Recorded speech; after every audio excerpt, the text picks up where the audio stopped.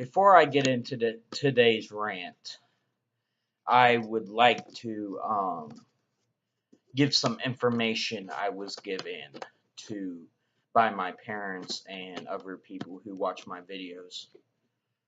Apparently, some of my stuff is a little, what's the word? Could be racist, could not be. Um, they have brought it to my attention that some of my videos are very controversial. And with that in mind, coming from family members I love dearly, I am going to try to tone it down in the next few videos.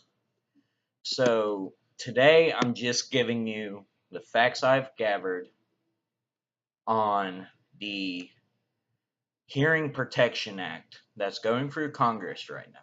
It's pretty much old news, but it's still trying to be pushed through. What the Hearing Protection Act would do is if you own a rifle or shotgun or pistol, you will be able to buy a silencer or suppressor, more correctly a suppressor, over the counter just like you would buy any other shotgun, rifle, or handgun. Sorry, I just got out of the shower. Now, do I think this is a good idea? Yes, because it will help us maybe in the future. It would set a path towards other things, such as short-barreled rifles, short-barreled shotguns, which also require a $200 tax stamp. It may even take away NFA altogether eventually, but we're not there yet.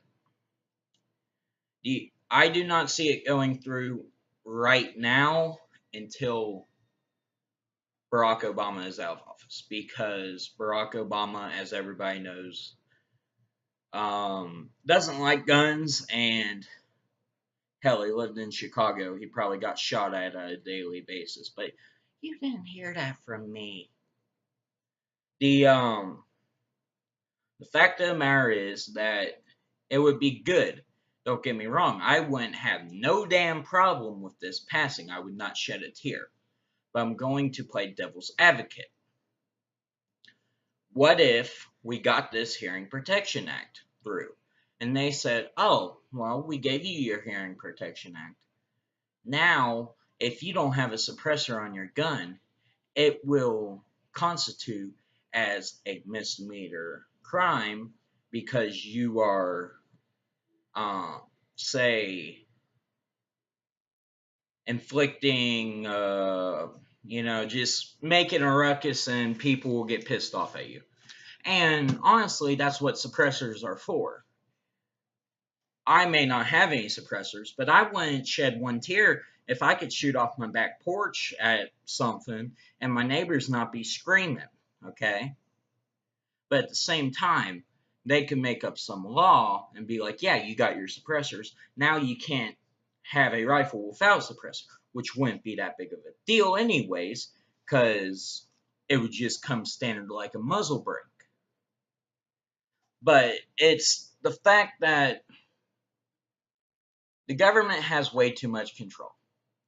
Let's just be honest, the NFA laws, such as the 39 ban of assault weapons and the 87 ban of anything that doesn't have sporting purpose, it's unconstitutional. The reason we have guns as a nation, and you can look this up in the Constitution, is for three things.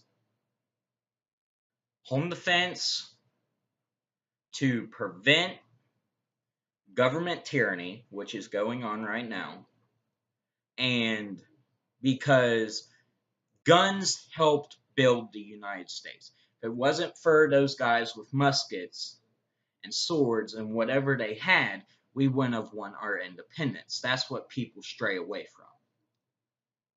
While I'm sitting here, I'd also like to acknowledge that, yes, that's Nick again, that, yes, unfortunately, people who are bad people do bad things with guns. But that should not reflect on the rest of the millions of law-abiding gun owners. My dad and mom have a 12-gauge shotgun, and my brother has a shotgun.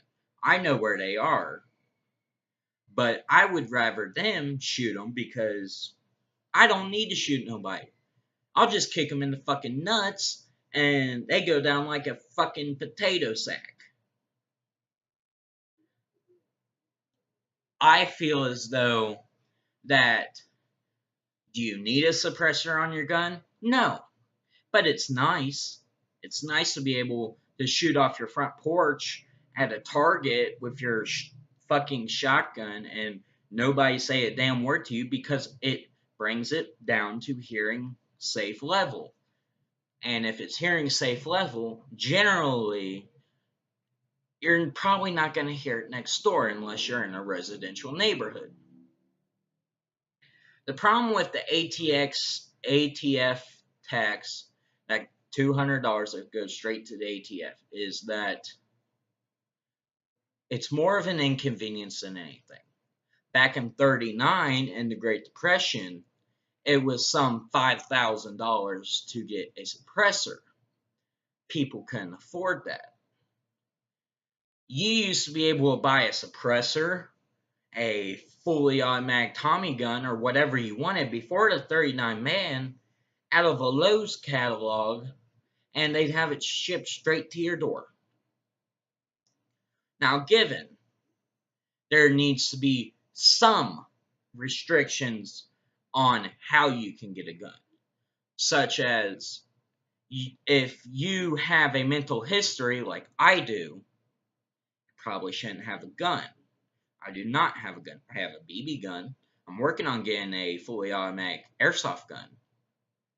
But I really don't need a gun because I know when I go up north to go home, I'm in good hands because one, Dad can kick anybody's ass, and two, if not, there's two shotguns probably loaded in my mom and dad's bedroom closet.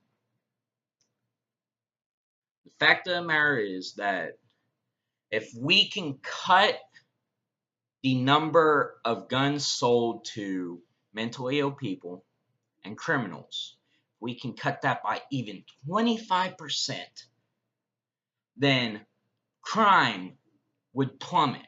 And let's be honest, crime has been plummeting since the 80s. Why?